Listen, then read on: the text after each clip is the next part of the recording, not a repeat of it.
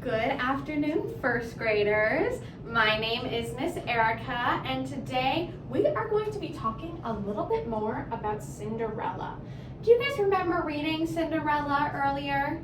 Yeah. Yes. Is this an image that we were able to see? Yeah. Awesome. So we're going to look at this and think back to the story. What was really, really important? What are you seeing in this picture that was really important for the story? Or what just jumps out at you? What do you notice? Her glass shoe. She has a glass shoe, yeah. She has her shoe. What else are we seeing?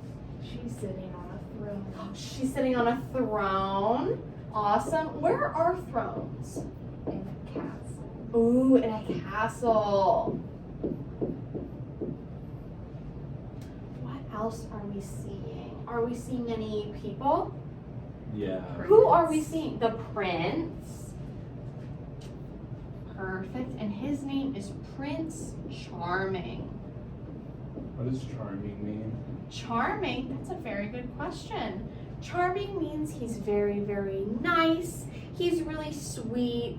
He's really loving for Cinderella. It means he's a really, really good person.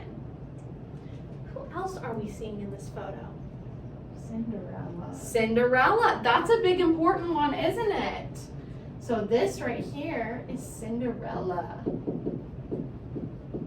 What are we noticing about Cinderella?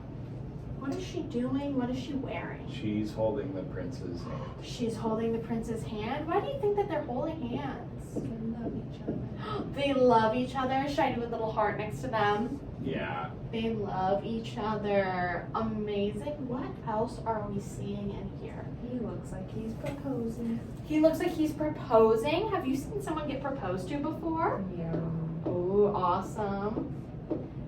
I'm gonna point out my favorite thing about this photo is Cinderella's dress. Can we see her dress? Yeah. Yeah. This is such a pretty dress, isn't it?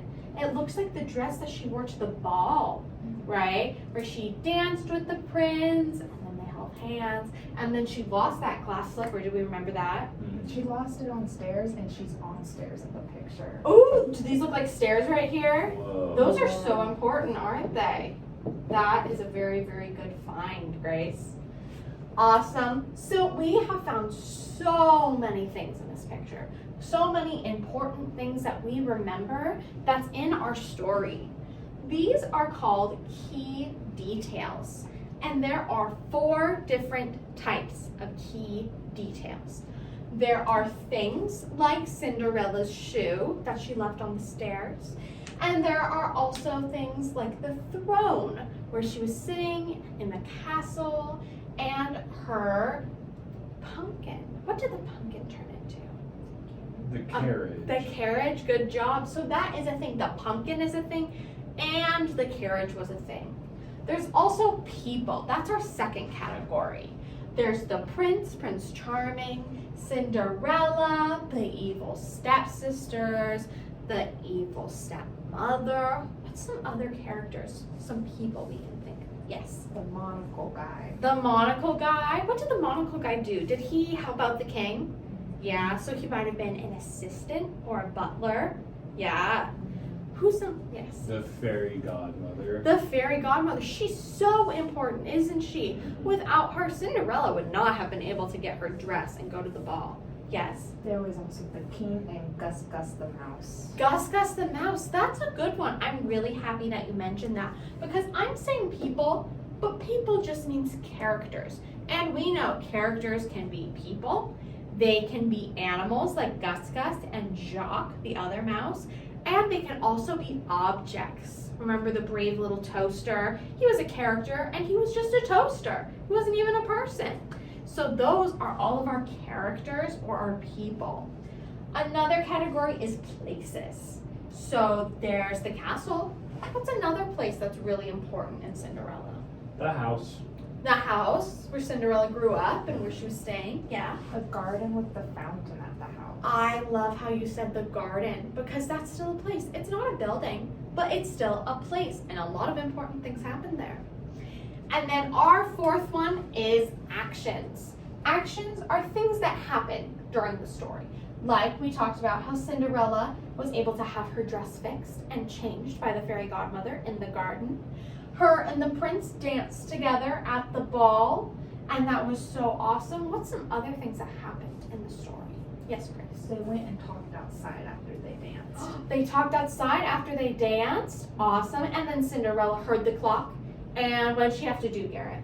She had to go home. She had to go home. She had to run away because the magic was going to wear off.